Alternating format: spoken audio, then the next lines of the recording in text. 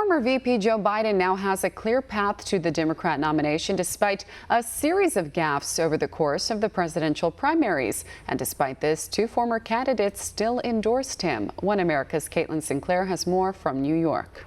It seems like just yesterday the then 2020 hopefuls Cory Booker and Kamala Harris were attacking their Democratic presidential rival Joe Biden. Now both the senators have recently endorsed him, but we have not forgotten the slew of complaints the then candidates had against the former vice president.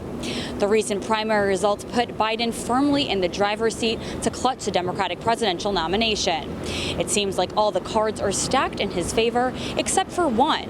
His lack of public appearances have raised some eyebrows, and there is a growing level of concern that he is suffering from some sort of cognitive disorder. On the very first Democratic debate stage, Harris insinuated Biden was a racist. So Harris is endorsing a man she saw as upholding racist politicians and policies just a mere 8 months ago. You know, there was a little girl in California who was part of the second class to integrate her public schools, and she was bused to school every day.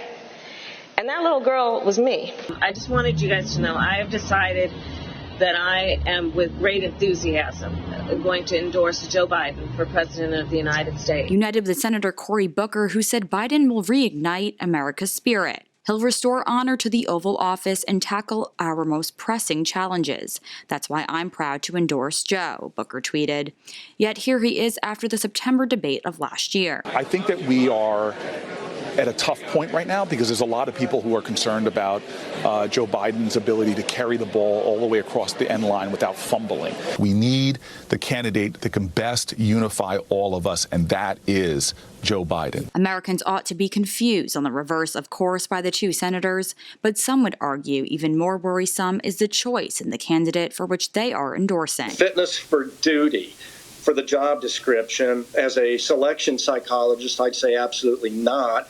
As a clinician that knows what my eyes tell me and my ears bring to me, and observing Mr. Biden and a lot of video, I notice things like fine tremor, waxy flexibility, delayed motor responses, staring blankly into space, concentration and attention difficulty, short-term and long-term memory issues, apparently episodic memory failure, and confusing his wife and his sister, for example. So we're probably looking at something rather global, in my opinion, and that would be quite measurable on objective standardized instrumentation. The question is, will his handlers and his party insist on that? Verbal mistakes that neuropsychologists say are warning signs of something much more serious. Parkland marched up to, and I met with them, and then they went off to up on the Hill when I was vice president. They went off the Hill to go into those neighborhoods. All those congressmen were like, "No, I'm not here. I'm not here. Don't tell them I'm around." That was Biden claiming he served as the vice president during the Parkland shooting.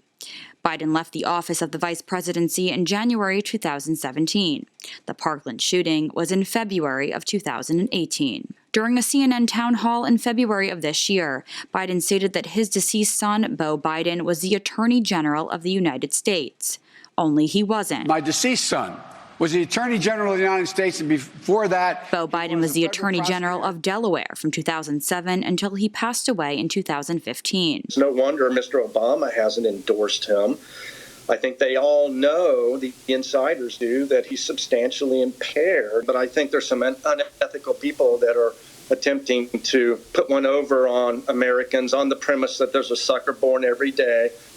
My message is, people, you see it in front of your own eyes. It doesn't take a clinical exam to tell you what you're already witnessing. So it remains a legitimate question whether or not the 77-year-old Biden has the stamina, the strength, the mental awareness, and the focus required to serve in what is thought to be the most powerful position in the world. It is reasonable for the American people to ask Biden to put himself out there on TV and on the stump so voters can decide if he really can go the distance.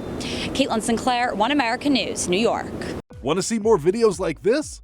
Click on the link below and subscribe to One American News on YouTube. And call your cable provider and kindly demand that One American News is added to your lineup.